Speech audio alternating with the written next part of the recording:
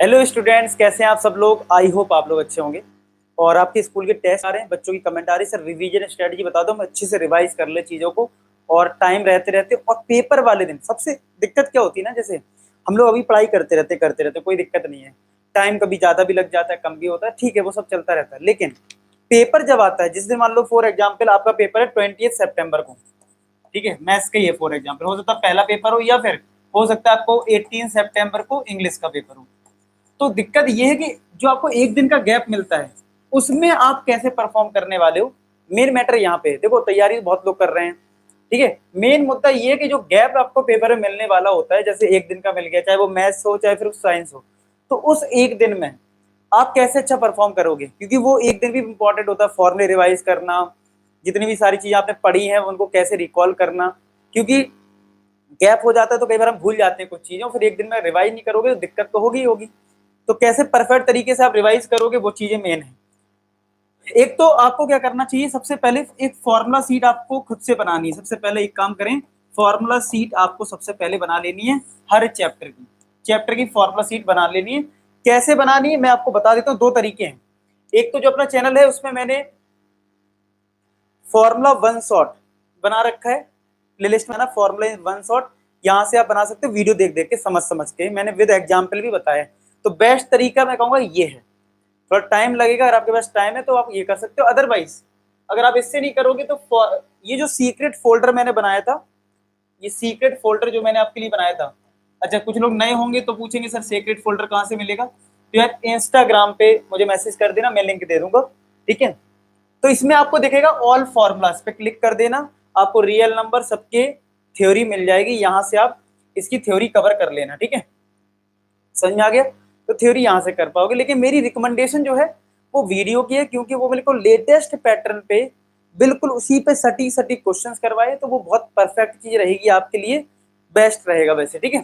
चलिए, लेकिन अगर आपका टाइम नहीं है तो आप इस तरीके से कर सकते हैं, इससे सीक्रेट फोल्डर से। एक तो ये चीज होगी। अच्छा जी, आपने फॉर्मूला सीट बना लो, एक नोटबुक बना लो फॉर्मूला सीट की। नेक्स्ट थिंग क्या है कि आप जो चैप्टर रिवाइज कर रहे हो, ठीक है, सेकंड है चैप्टर रिवीजन। अभी आप जो कर रहे हो चैप्टर रिवीजन, ये कैसे हेल्प करे बाद में।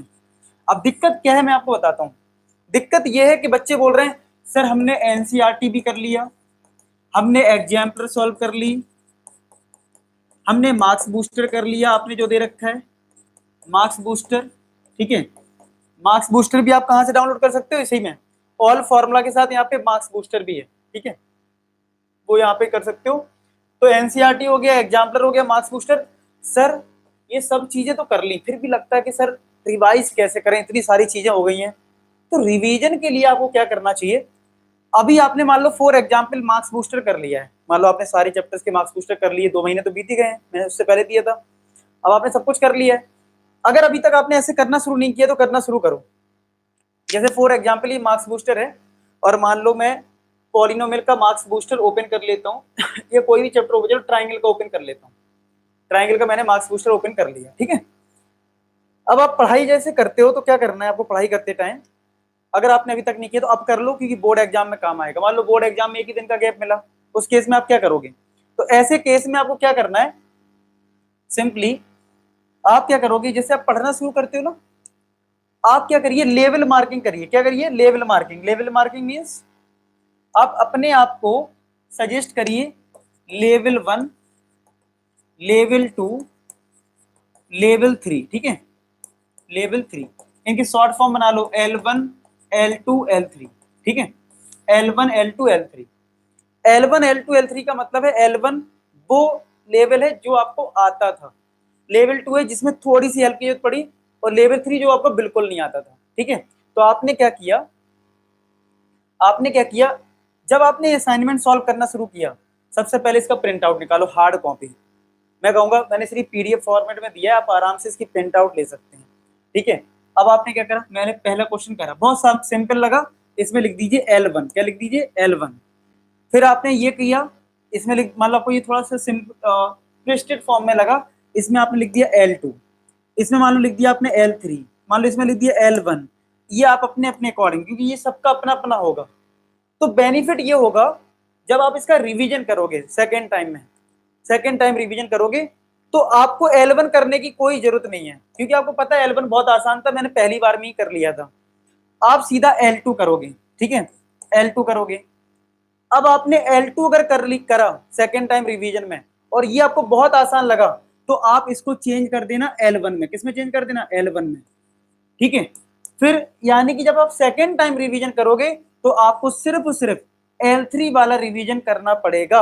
यानी कि अब सोचो, जब आपको रिवीजन करना है, मान लो आपके बोर्ड एग्जाम आ गए और या फिर आपके स्कूल टेस्ट आ गए, उसमें 1 डे का गैप है, 1 डे का गैप है आपके पास, ठीक है। एक दिन में तुम्हें पूरी बुक रिवीजन करनी है, first chapter, second chapter, third chapter. तो आप अगर मार्क्स बूस्टर लेके बैठोगे तो बहुत दिक्कत हो जाएगी। तो अगर आपने पहले से मार्किंग कर रखी होगी L1, L2, L3 की, तो आपको पता होगा मुझे L3 या फिर L2 का रिवीजन करना है। वो आप अपने अकॉर्डिंग चेक कर लो कि आप सेकंड टाइम रिवीजन कर रहे हो, थर्ड टाइम रिवीजन कर रहे हो।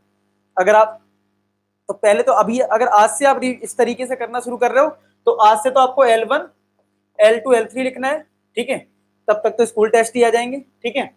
जब आप स्कूल टेस्ट के बाद रिवीजन करना शुरू करोगे, उस केस में जब दोबारा रिवीजन करोगे तो L2 अगर तुम्हें समझ में आ गया है तो L1 लिख देना उसको।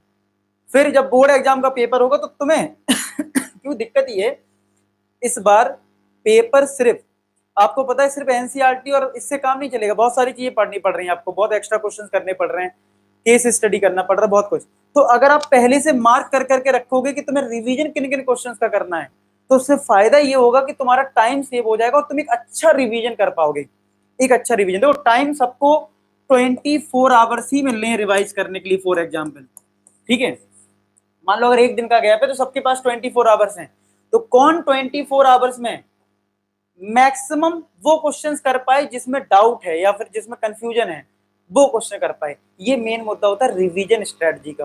तो रिवीजन स्ट्रेटजी जो है वो कुछ इस तरीके से होनी चाहिए आपकी, जिससे आपका टाइम सेव हो। तो ये वाली जो स्ट्रेटजी है, इससे आपका काफी टाइम सेव होगा। एक चीज और मैं बता दूं, अगर मान लो अभी स्कूल टेस्ट आपका आ रहा है ना, तो आप अगर मार्क्स बूस्टर नहीं कर रहे हैं तो आप एक काम कर सकते हैं, आप उसमें फोल्डर एक है इंपॉर्टेंट क्वेश्चन का, तो वो कर लेना डायरेक्ट इंपॉर्टेंट क्वेश्चन। उसमें भी मार्क कर सकते हो कि यार कौन सा क्वेश्चन आता है, कौन सा नहीं आता है। ऐसी सारी चीजें आप कर सकते हो हर फोल्डर में, मतलब जो जो क्वेश्चन मैं प्रोवाइड कर रहा हूँ उनमें आप ये स्ट्रेटजी बना लो, प्रिंट आउट निकाल लो। यार क्या करना है, प्रिंट आउट निकाल के टिक L1, L2, L3 लिखना शुरू करो, और हो सके तो मुझे इंस्टाग्राम पे भेजना, इंस्टाग्राम पे भेजो कि सर देखो आपने जैसे बोला था, प्रिंट आउट मैंने निकाल लिया है और देखो मैं टिक करना शुरू कर दिया L1, L2, L3। मैं देखूं कि कितने बच्चे सीरियस हैं इस चीज के लिए, इस स्ट्रेटजी को फॉलो कर रहे हैं। डेफिनेटली बता रहा हूँ, मैंने ये खुद भी किया है, ठीक है, मुझे पता है इस चीज का, ठीक है, कि इस स्ट्रेटजी को फॉलो करते हुए बच्चों को मैंने फॉलो करवाया। बच्चे बाद में बहुत बोलते, रिस्पॉन्स करते हैं। जैसे लास्ट टाइम के जो टॉपर हैं, और जैसे मैंने आपको इंटरव्यू भी करवाया था जिसके 100 में 100 आए थे, उसको भी मैंने ये बात बताई थी कि बेटा देखो ऐसे करना है रिवीजन, आपको मतलब पहले पूरा असाइनमेंट ले लो, पढ़ना शुरू करो, उसके बाद आप L1, L2, L3 मार्क करो, ठीक है। इस तरीके से कुछ स्ट्रेटजी बनाओ जिससे कि आप जल्दी से रिवीज कर पाओ। ये सब में आप कर सकते हो, इवन साइंस में कर सकते हो, ठीक है, कि जो चीजें आपको आती हैं वो चीज आप कुछ अलग मार्क कर लो और जो चीज नहीं आती उसको अलग तरीके से मार्क कर लो। ऐसे कुछ करोगे तो आपका रिवीजन जल्दी होता है। समझ रहे हो मेरी बात? समझ में आ गया पक्का? ठीक है, फोड़ दोगे पक्का। एक चीज और है कि आपको पता है कि जो वीडियोस में बना रहा हूँ, ठीक है, तो आपको ज्यादा से ज्यादा हेल्प हो पाए, आप कमेंट करना कि आपको और क्या कंफ्यूजन है बोर्ड एग्जाम को लेके, मुझे जरूर कमेंट सेक्शन में लिखना, मैं आपको रिप्लाई करने की पूरी कोशिश करूंगा। और नेक्स्ट वीडियो जल्दी आपको वो उस पर मिल जाएगी। बस अभी आपको इतना करना है कि फटाफट पढ़ाई करनी है, लेवल करना शुरू कर देना है, बस और कुछ नहीं करना है, ठीक है। तो मिलते हैं नेक्स्ट वीडियो, तब तक अपना ख्याल रखें। Bye bye to all. और लास्ट में एक ही बात बोलूंगा कि आप सभी सफल हो। धन्यवाद।